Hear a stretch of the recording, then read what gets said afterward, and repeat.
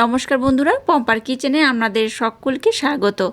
আজ আমি আপনাদের সাথে একটা ভেজ মশলাদার মোমোর রেসিপি শেয়ার করব। মোমো আমরা নানা রকমভাবে বানিয়ে থাকি, তবে এই শীতের সন্ধ্যায় একদম ইউনিক পদ্ধতিতে এই মোমোটা আমার মতো বানিয়ে দেখবেন, অসাধারণ খেতে লাগে।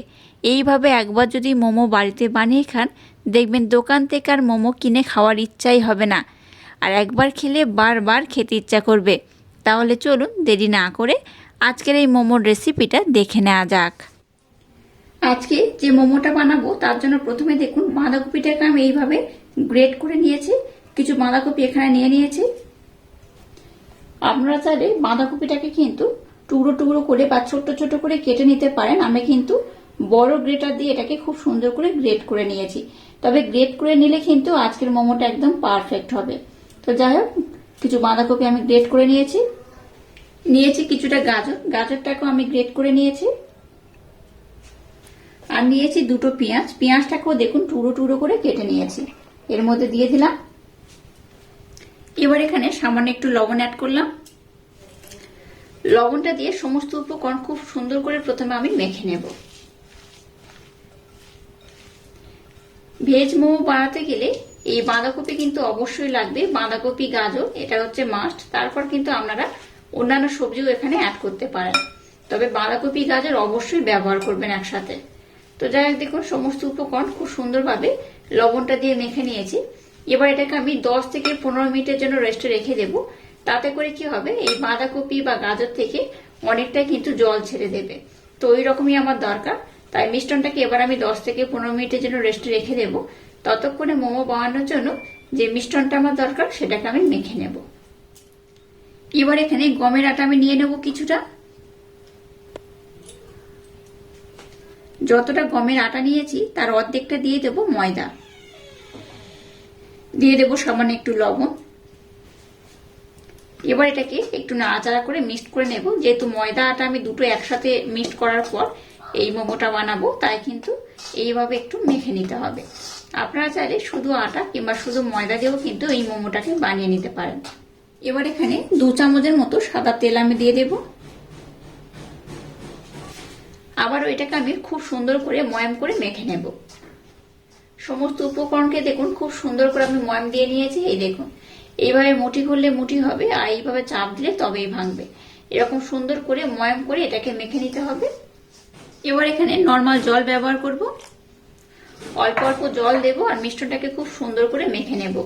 যেমন করে আমরা রুটি বানানোর জন্য ডো বানাই, ঠিক সেইভাবে কিন্তু এটাকে খুব সুন্দর করে মেখে নিতে হবে। খুব নরম যেমন হবে না, আবার কিন্তু খুব টাইটও হবে না। একটু সুন্দর মোলায়েম সফট করে মেখে নিতে হবে। মিশ্রণটাকে দেখুন আমি কিন্তু একদম মোলায়েম সফট করে মেখে নিয়েছি, দেখে বুঝতেই পারছেন। আবার এটাকে আমি একটু ঢাকা দিয়ে 10 মিনিটের জন্য রেস্টে রেখে দেব। ততক্ষণ আরেকটু কাজ কমপ্লিট করতে হবে, সেটাকে আমি করে নেব। এবার একটা পাত্র আমি নিয়ে নিয়েছি, আর এর মধ্যে এরকম একটা ছাঁকনি আমি দিয়ে দিলাম। এবার এখানে পরিষ্কার একটা সুতির কাপড় নিয়ে নিতে হবে। এরকম সাদা একটা কাপড় আমি নিয়ে নিয়েছি। এবার যে সমস্ত উপকরণ লবণ দিয়ে মেখে রেখে দিয়েছিলাম সেগুলো কিন্তু অনেকটা নরম হয়ে গেছে, দেখে বুঝতেই পারছেন। এবার এই কাপড়ের মধ্যে আমি এগুলোকে দিয়ে দেব। এবার দেখুন এই কাপড়ের মধ্যে আমি সবজিগুলো দিয়ে দিয়েছি। এবার এখান থেকে আমি জলটাকে খুব ভালোভাবে নিংড়ে নেব। এখানে দেখবেন অনেকটা কিন্তু জল বার হবে। সবজির মধ্যে জল থাকা যাবে না, একদম জলটাকে খুব সুন্দর করে নিংড়ে নিতে হবে। দেখে বুঝতেই পারছেন কতটা জল বার হচ্ছে। এইভাবে কিন্তু যতটা জল বার করা সম্ভব ঠিক ততটাই কিন্তু খুব সুন্দর করে বার করে নিতে হবে। এবার দেখুন সবজিটাকে আমি পাত্রের মধ্যে নিয়ে নিলাম। আর দেখুন একদম কিন্তু শুকনো হয়ে গেছে। এইভাবে কিন্তু একদম শুকনো করে এটাকে খুব সুন্দর করে জল ঝরিয়ে নিতে হবে। এবার এখানে বেশ কিছু উপকরণ আমি অ্যাড করব। এখানে দিয়ে দেবো পনির। আপনারা চাইলে পনিরটাকে অ্যাভয়েড করতে পারেন, তবে পনিরটাকে আমি খুব প্রেফার করি, তাই একটু পনির দিলাম।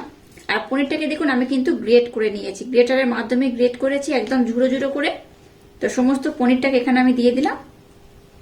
এবার দেখুন কিছু উপকরণ নিয়েছি এখানে রসুনটাকে আমি গ্রেট করেছি। একটু আদা দিয়ে দেবো কিছুটা ধনেপাতা কুচনো, আর দিয়ে দেবো কিছুটা কাঁচা লঙ্কা।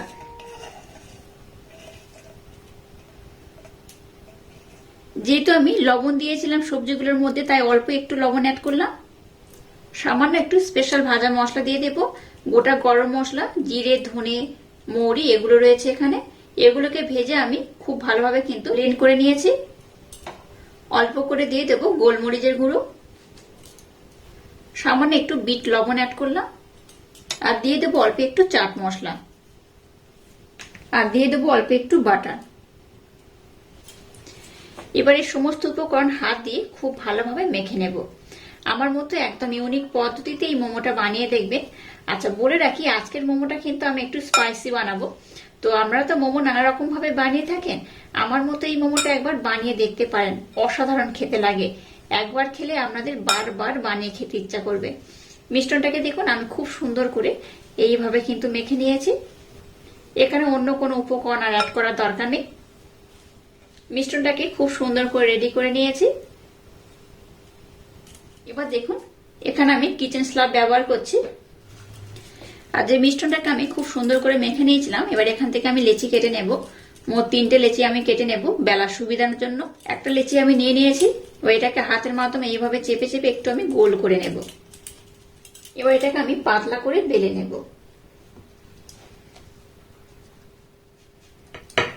যতটা সম্ভব পাতলা করা যায় ঠিক ততটাই কিন্তু পাতলা করে বেলবো, তাতে করে মোমোগুলো দেখতেও ভালো লাগবে, খেতেও খুব ভালো লাগবে।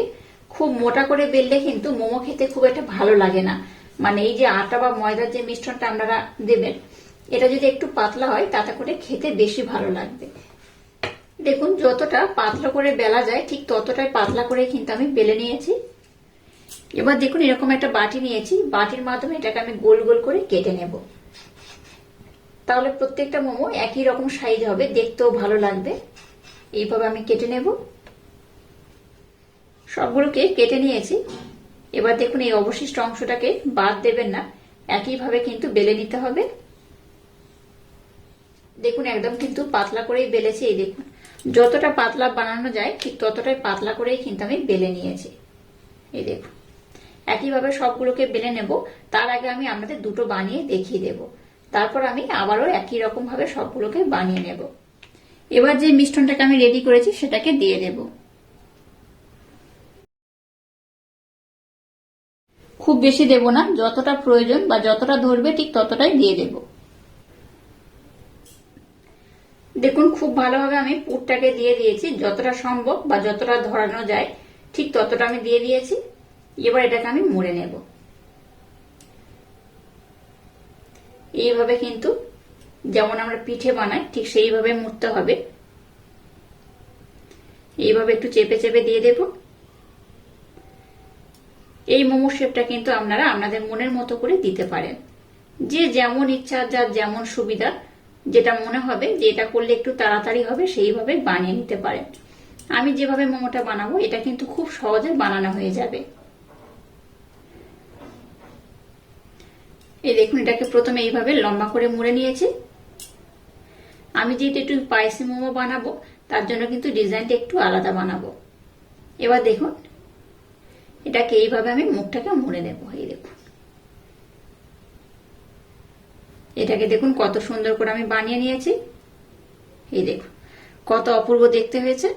আপনারা কিন্তু আপনাদের মনের মতো করে এই মোমোটাকে বানাতে পারেন। এই দেখুন আর এইভাবে কিন্তু সবগুলোকে আমি সুন্দর করে বানিয়ে নেব। আর একটা আমি দেখিয়ে দিচ্ছি মুড়ে। এই দেখুন হাতের মধ্যে নিয়ে নিয়েছি। এবার এটাকে এইভাবে আমি একটু চ্যাপটা করে নেব বা একটু বসিয়ে দেব, তাতে করে মুড়তে আমার একটু সুবিধা হবে। আবার এইভাবে মুখটাকে দেখুন জয়েন করে দিচ্ছি। আবার এটাকে এইভাবে আমি মুড়ে নেব। এইভাবে মুড়ে নেওয়ার পর মুখটাকে একটু এইভাবে একটু চেপে দেবেন যাতে করে এটা না খুলে যায়। দেখুন কত সুন্দর দেখতে হয়েছে। আর এইভাবে কিন্তু সবগুলো মোমো আমি সুন্দর করে বানিয়ে নেব। আর দেখুন কত অপূর্ব দেখতে লাগছে। যতগুলো হবে ঠিক ততগুলোই আমি বানিয়ে নেব। দেখুন মোমোগুলোকে আমি কত সুন্দর করে বানিয়ে নিয়েছি। আর কিছুটা মোমো আমি বানিয়ে নিয়েছি, কিছুটা আরো বাকি রয়েছে, সেগুলো আমি পরে বানিয়ে নেব। যেহেতু একই সাথে সবগুলো ভাপানো যাবে না, তাই এখানে অল্প অল্প করে আমি বানিয়ে নেব আর ভাপিয়ে নেব। দেখুন কতটা অপূর্ব লোভনীয় দেখতে হয়েছে। এবার আমি মোমোগুলোকে খুব সুন্দর করে ভাপিয়ে নেব। এরকম ছিদ্রযুক্ত একটা থালা নিয়েছি আর তার মধ্যে একটু আমি বাটারের প্রলেপ লাগিয়ে দিয়েছি। আর সেই বাটার দেওয়ার পর তার মধ্যে আমি দেখুন এই মোমোগুলোকে সাজিয়ে দিয়েছি। আর যে কটা ধরবে এইভাবে অল্প অল্প দিয়ে কিন্তু বানিয়ে নিতে হবে। এবার দেখুন উপর থেকে একটু বাটার আমি এইভাবে লাগিয়ে দেব। এইভাবে বাটারটা লাগিয়ে দিলে কি হবে বলুন তো, একটার সাথে একটা লেগে যাবে না আর বা এই পাত্রের মধ্যে লেগে ধরবে না। এবার এটাকে ঢাকা দিয়ে খুব সুন্দর করে ভাপিয়ে নেব। ভাপানোর পর আমি আপনাদের দেখাবো এটা কত সুন্দর হয়েছে। এবার নিয়ে নিয়েছি দেখুন 4টে টমেটো। টমেটোর পরিমাণ আপনারা একটু কম বেশি করে নিতে পারেন, যে যতটা এই চাটনিটা বানাবেন ততটাই কিন্তু টমেটো নেবেন। তো আমি এখানে 4টে টমেটো নিয়ে নিয়েছি। আর টমেটোগুলো যখন নেবেন তখন চেষ্টা করবেন এরকম একদম লাল কালারের, মানে পাকা পাকা টমেটো নেওয়ার চেষ্টা করবেন। তাতে করে কিন্তু এই চাটনির রেজাল্টটা বেশি ভালো হবে, কারণ চাটনিটা দেখতেও খুব ভালো লাগবে। আর যদি একটু কাঁচা টমেটো ব্যবহার করেন তাতে করেও হবে, তবে তাতে করে কি হয় মিষ্টির পরিমাণ একটু বেশি লাগবে বা কালারটা খুব সুন্দর হবে না। তাই এইভাবে একটু লাল কালার দেখে টমেটো ব্যবহার করলে খুব ভালো হয়। আর এই টমেটোগুলোকে এবার দেখুন খুব ভালোভাবে আমি জলের মধ্যে দিয়ে ধুয়ে নিচ্ছি। এবার নিয়ে নিয়েছি কিছুটা শুকনো লঙ্কা। এখানে আমি শুকনো লঙ্কায় ব্যবহার করছি। লঙ্কাগুলোকেও জলের মধ্যে দিয়ে দেব। যদি আপনারা এই চাটনিটা একটু বেশি ঝাল ঝাল পছন্দ করেন লঙ্কার পরিমাণটা একটু বেশি নেবেন। আর যদি মনে করেন যে একটু হালকা ঝাল পছন্দ করবেন তাহলে লঙ্কার পরিমাণটা কিন্তু একটু কম নেবেন। এবার দেখুন একটা কড়াইতে আমি জল নিয়েছি, তার মধ্যে লঙ্কাগুলোকে দিয়ে দেব। আর যে টমেটো নিয়েছি দেখুন টমেটোটাকে কি করব, এই মুখটাকে এইভাবে একটু আমি কেটে নেব।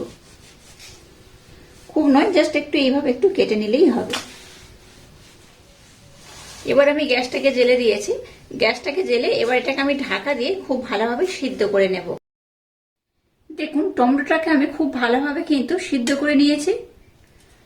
টমেটোটাকে আমি ঠান্ডাও করে নিয়েছি, তারপর আমি আপনাদের দেখাচ্ছি। এবার এই টমেটোর যে খোসা রয়েছে এই খোসাটাকে কিন্তু উঠিয়ে ফেলে দিতে হবে। এবার একটা মিক্সির জার আমি নিয়ে নিলাম, এর মধ্যে আমি সমস্ত উপকরণ দিয়ে দেব। এবার এটাকে একদম মিহি করে ব্লেন্ড করে নেব। এবার দেখুন গ্যাসটাকে জেলে দিয়ে একটা কড়া বসিয়ে দিয়েছি। এর মধ্যে দিয়ে দেবো অল্প একটু বাটার। এর মধ্যে দেখুন দিয়ে দেবো কুচিয়ে নেওয়া অল্প একটু রসুন। 3টে থেকে 4টে কোয়া রসুন এখানে রয়েছে। রসুনটাকে একটু নাড়াচাড়া করে ভাজার পর এর মধ্যে দিয়ে দেবো আদা কুচনো। আপনারা চাইলে আদা রসুনটাকে গ্রেট করে নিতে পারেন বা বেটে নিতে পারেন, তবে কুচিয়ে নিলে কিন্তু এই যে চাটনিটা বানাবো অসম্ভব মজাদার খেতে হবে। এবার দেখুন সিদ্ধ করা টমেটো যেটা আমি রেখে দিয়েছিলাম সেটা এখানে দিয়ে দেব। গ্যাসের ফ্লেমটাকে লো রেখে এবার এটাকে আমি একটু ভালোভাবে নাড়াচাড়া করে কিন্তু ফুটিয়ে নেব। দিয়ে দেবো স্বাদ মতো অল্প একটু লবণ, সামান্য একটু বিট লবণ অ্যাড করলাম। মিষ্টির জন্য 1 চামচ আমি ব্লেন্ড করা মিছরি দিয়ে দেবো, খুব বেশি নয় 1 চামচ দেব। এই কটা উপকরণ দিয়ে এটাকে আমি আবারও 2 মিনিটের জন্য একটু ভালোভাবে নাড়াচাড়া করে ফুটিয়ে নেব। দেখুন এটাকে আমি খুব সুন্দর করে কিন্তু ফুটিয়ে অনেকটা ঘন করে নিয়েছি, দেখে বুঝতেই পারছেন। এবার এখানে বেশ কিছু উপকরণ আমি অ্যাড করব। এবার এখানে দিয়ে দেবো সোয়া সস অল্প করে, খুব বেশি নয় 1 চামচের মতো দিলেই হবে। একটু সোয়া সস দিলে কালারটাও চেঞ্জ হয়ে যাবে, খেতেও কিন্তু অপূর্ব অসাধারণ লাগবে। দিয়ে দেবো অল্প একটু চাট মশলা আর দিয়ে দেবো 1 চামচের মতো টমেটো কেচাপ। আপনাদের হাতের কাছে চিলি সস থাকলে অবশ্যই ব্যবহার করবেন। যদি আপনারা খুবই ঝাল ঝাল পছন্দ করেন তাহলে অবশ্যই একটু চিলি সস ব্যবহার করবেন। তো আমি যেভাবে বানিয়েছি তাতে করেই কিন্তু নর্মাল ঝাল এখানে আপনারা পেয়ে যাবেন, খেতেও কিন্তু খুবই অপূর্ব অসাধারণ হয়। আচ্ছা এখানে আমি 1 চামচ মিছরি ব্যবহার করেছি। আপনারা চাইলে কিন্তু যদি মিষ্টি মিষ্টি পছন্দ করেন তাহলে মিষ্টির পরিমাণটা একটু বেশি দেবেন। আর একদম শেষে সমস্ত উপকরণের ব্যালেন্স ঠিক আছে কিনা সেটা অবশ্যই চেক করে নেবেন, তাতে করে কিন্তু এই চাটনিটা একদম পারফেক্ট হবে। একদম সামান্য পরিমাণে ভিনিগার এখানে আমি অ্যাড করব। একটু ভিনিগার কিংবা লেবুর রস অবশ্যই ব্যবহার করবেন। যদি চাটনির পরিমাণটা একটু বেশি বানান বা যদি মনে করেন চাটনিটা স্টোর করে রাখবেন তাহলে কিন্তু অবশ্যই ভিনিগার বা লেবুর রস এখানে অ্যাড করবেন। ভিনিগার বা লেবুর রস দিলে চাটনিটাকে আপনারা অনেক দিন স্টোর করে রাখতে পারবেন। আর যদি মনে করেন যে কম করে বানিয়ে সাথে সাথে খেয়ে নেবেন তাতে করে লেবুর রস বা ভিনিগার অ্যাড করার দরকার নেই। তো এটাকে স্টোর করতে চাইলে অবশ্যই ওই দুটোর মধ্যে একটা উপকরণ অ্যাড করতে হবে। এখানে আর কোনো উপকরণ অ্যাড করার দরকার নেই। আজকের চাটনিটা একদম রেডি হয়ে গেছে। চলুন এবার আমি নেক্সট স্টেপ আপনাদের সাথে শেয়ার করব। মোমোগুলোকে দেখুন খুব সুন্দর করে ভাপিয়ে নিয়েছি। এবার এটাকে আমি উঠিয়ে নিচ্ছি।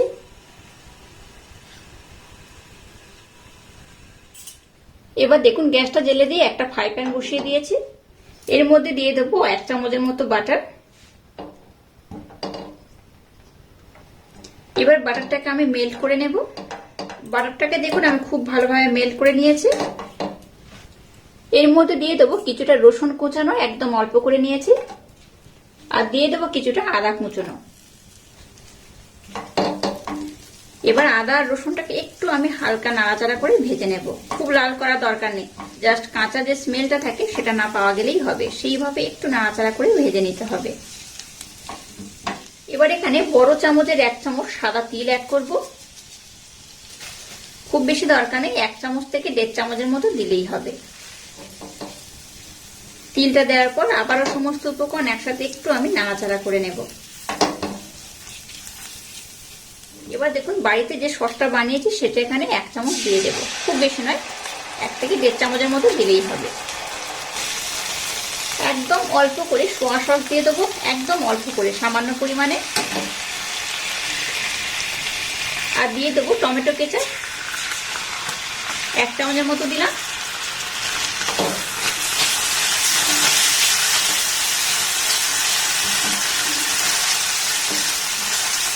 এবার এগুলোকে আমি একটু ভালোভাবে নাড়াচাড়া করে নেব। এবার এর মধ্যে সামান্য একটু জল অ্যাড করব, খুব বেশি নয়, অল্প করে জলটাকে অ্যাড করলাম। এবার এই মিশ্রণটাকে একটু আমি ফুটিয়ে নেব। এটাকে দেখুন খুব সুন্দর করে ফুটিয়ে মাখো মাখো করে নিয়েছি। এবার এখানে স্প্রিং অনিয়ন দিয়ে দেব, অল্প করেই দিচ্ছি, যাতে দেখতেও ভালো লাগে, খেতেও খুব সুন্দর লাগে। এটা দিয়ে খুব বেশি নাড়াচাড়া করা যাবে না। এবার যে মোমোগুলোকে আমি বানিয়ে নিয়েছি সেগুলোর মধ্যে দিয়ে দেব। দেখুন খুব ভালোভাবে সবগুলোকে দিয়ে দিয়েছি। এবার এটাকে আমি এইভাবে একটু চারিদিকে লাগিয়ে নেব, একটু উল্টে পাল্টে এইভাবে একটু কষে নিলেই হবে। যেহেতু মোমোটাকে আমি খুব ভালোভাবে ভাপিয়ে নিয়েছি, তাই এখানে দিয়ে কিন্তু বেশিক্ষণ রাখার দরকার নেই, শুধু মশলাটাকে এইভাবে একটু মেখে নিলেই হবে। একদম ইউনিক পদ্ধতিতে এই স্পাইসি মোমোটা একবার হলেও ট্রাই করতে পারেন। বাচ্চা থেকে বড় সবাই ভীষণ পছন্দ করবে আর খুব মজা করে খাবে। আর এইভাবে একবার খেলে বারবার বানাতে ইচ্ছা হবে। দেখুন কত সুন্দর দেখতে হয়েছে। শুধু দেখতে নয়, এটা খেতেও কিন্তু অপূর্ব, অসাধারণ।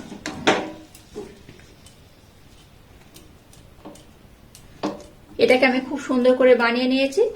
এবার আমি গ্যাসটাকে বন্ধ করে দেব আর এটাকে নামিয়ে নেব। তারপর আমি একটা পাত্রে সার্ভ করে দেখাবো এগুলো কত সুন্দর হয়েছে। স্পাইসি মোমোগুলোকে দেখুন খুব সুন্দর করে রেডি করে নিয়েছি, আর কত অপূর্ব দেখতে হয়েছে দেখুন। এইভাবে অবশ্যই একবার ট্রাই করবে। আশা করছি বাচ্চা থেকে বড় সবাই ভীষণ পছন্দ করবে আর খুব মজা করে খাবে। দেখুন গরম গরম স্পাইসি মোমো একদম রেডি হয়ে গেছে, আর কত অপূর্ব দেখতে হয়েছে দেখুন। আর এর সাথে কিন্তু এক্সট্রা করে স্যুপ বা সসের প্রয়োজন হয় না, এটা অসাধারণ খেতে হয়েছে। আর যে সসটা আমি বানিয়েছিলাম সেটা এখানে যেহেতু ব্যবহার করেছি, আপনারা চাইলে এক্সট্রা করে কিন্তু এই সসটা দিয়ে এটাকে সার্ভ করতে পারেন। আর দেখুন কত অপূর্ব দেখতে হয়েছে।